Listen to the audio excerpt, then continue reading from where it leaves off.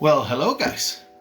As I mentioned in previous videos, I was struggling a little with storage for all my projects since I didn't like to have my finished minis hidden on boxes for obvious reasons. Let's just say that we have been moving our whole apartment around for the last few weeks, and now I do my stuff on a walk-in closet that was available after changes. So after I moved everything there, I started to work in a display project with a piece of furniture we didn't have use for any longer. Now this display unit was mine, with a glass door and several shelves for display, so I started planning what scenes I would like to have there. Each level has dimensions of 36 by 24 centimeters, so it is quite easy to work with and it doesn't get too big or heavy, which made this job faster and easier than I thought. We will see them all in chronological order, seeing the different processes and challenges of each one of them, especially since the method and materials used varied a lot between the projects. First, we are traveling to Osgiliath. Since I had my Osgiliath ruins laying around for months, it was simply logical to use them for scenery and make their storage easier. The base I used was actually made months ago with leftover low-density polystyrene that came in a package and cereal box cardboard. It was just a matter of making a cardboard base, use the foam for the elevation, and then I used the cereal box to cut bricks and slabs to decorate the floors. Last, I made some smaller tiles to create a white tree mosaic on the floor, which would be on the bottom floor on one of my buildings. Painting also was pretty easy. A black primer, gray and white, dry brushes, and a variety of brown, black, and green washes completed the basing. After that, I just put my buildings in place, some 3D printed scatter scenery I bought from Temu for detail and to cover imperfections, and then it was just a matter of putting my reclamation of Osgiliath and some of my Mordor units in place before seeing it finished in front of our eyes. Second, I started working on a Pelennor Fields display since I have an absurd amount of Rohan riders and they deserve to not be in the dark of my old Rohan battle host box. To make this one, I started again with a cardboard base in which I glued a bunch of blue foam pieces that I carved and cut with my hobby knife. After this was done, the whole base was covered in a layer of glue and toilet paper for texturing and filling before letting it dry. Once dried, I went into my several boxes of bits and got a bunch of Morannon and Mordor orcs besides some Rohan riders that were broken with horses and warriors, and I used them as corpses from the battle for decoration. After this, I primed the whole piece black and I applied some Vallejo effects for texture and filling around the miniatures. Lastly, I painted the minis, applied some washes, and then I went in with the static grass, leaves and tufts to complete the look.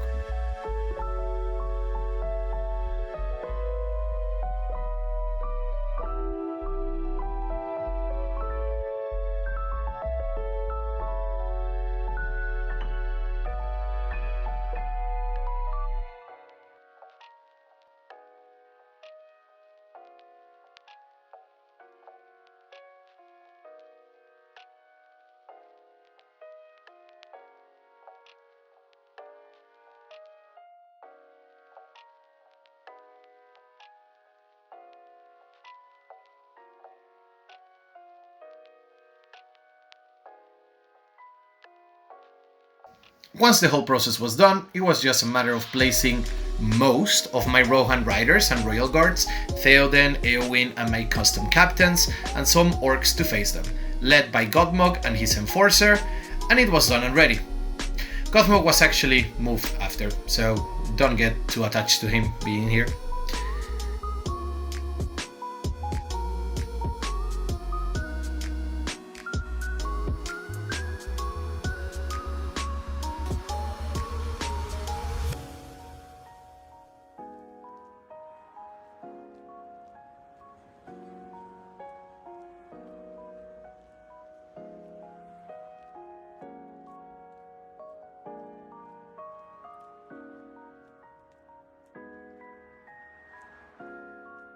Third, I wanted to check how self-hardening clay would work for a more ambitious project, since I have a package at home and I haven't used it for anything else. In this project, I wanted to recreate a very small section of the siege of Minas Tirith, since I don't have space for more. I started with a cardboard base, which I covered in clay for the floor texture, and then I started with the walls of the White City. I made the structure with some thick corrugated cardboard and foam pieces for the details, such as the battlements, and added a tower on the front and another one on the back. Once this was done, I covered the whole future stonework in clay, which then I was going to sculpt and texture. Here is when I discovered that this clay shrinks a lot once dry, and I mean a lot. So it basically started bending and deforming the original shapes of the ground and walls. So after some insisting from my part by applying weight and pressure, I managed to keep it in place before priming the whole thing. I base coated the walls in grey, light brown and white, and then I started the dry brushes and washes process while the Vallejo FX dried on the fields for texturing. After the static grass and some more aging washes were applied, the display was ready and installed on the base of the cabinet due to its size and that it was heavier than all of the others. Then I took my Gandalf the White on foot and a bunch of my Minas Tirith warriors, plus a DIY sprue trebuchet I made months ago, and manned the walls. Last Sombrano orcs and trolls, led by Gothmog, mounted, and a mounted Nazgul were put in place, and here it is finished. For a while, I felt like this was it. I had only one more shelf and I thought it could be smart to use it as storage for my leftover cavalry. Eomer leading the rest of Rohan, Minas Tirith Knights, Aragorn Elessar, my custom 3 hunters on horse, both of my Boromirs, the proxy and the conversion version, Gandalf the White, Imrahil and Doravroth, Forlung on horse, and Hirluin with the Pinnathgilling Knights. So this allowed me to leave my other storage unit, which I got for my birthday from my wife. I'm gonna put it in screen right now, for infantry, which made everything easier. Most of the infantry I have there is magnetized on the base, others are not, but still the storage works amazingly, and I'm very happy with it. I honestly cannot wait to get another one and keep storing things there because it looks very good as a display. But you know me, I had to try to fit at least one more, and I have a lot of Pelennor troops that need fielding, so I replicated another Pelennor Fields display following the same process as last time. Since I did not have a way to add another shelf without modifications, I just drilled a few more holes on it and used some wooden skewers for support, rearranging the layout of the whole display unit to make space.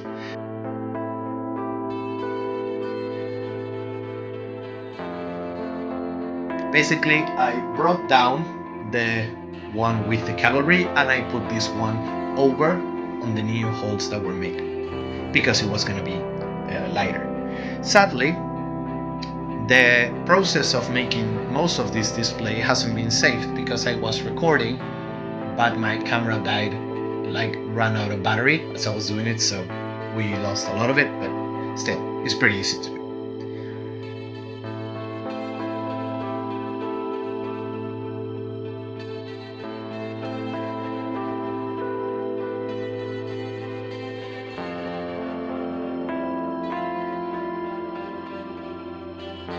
In this case, I wanted to represent a special scene from the Pelennor Fields battle, the duel between Eowyn and the Witch King of Angmar, while the army of the dead arrived for reinforcement. I recasted the side of a Theoden horse and pieces of the body and wings of a Felbeast, plus some leftover Felbeast bits to recreate their corpses and kitbash a fallen Theoden on the ground with a leftover helmet and sword, a Rohan rider torso, and parry bits for the body and arms. Once this layout was done, I primed everything and started painting the minis before the usual overall washes and basing, and that was it. It was super simple. I made this in 2 days. Then it was just a matter of putting in place my army of the dead and the 3 hunters, some orcs, some more riders of Rohan with Eomer, and Eowyn, the Witch King of Angmar, and a freshly painted Merry, and the scene was ready.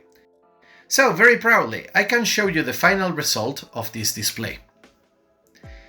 I am very happy to have done this. It makes me very happy to see these guys in place and have some decoration on my room, besides fixing my storage problems for good, or at least for a while. I'm planning on making another video with a different method of storage that I'm thinking about, but that will be in the future. Until then, this is all ready, so now I might as well start creating another pile of armies that will need storage to keep repeating this cycle over and over again, but that will start in our next video. Thank you all so much for watching, let me know what you think and if there are any ideas you might have for future videos, and I'll see you next time. Cheers!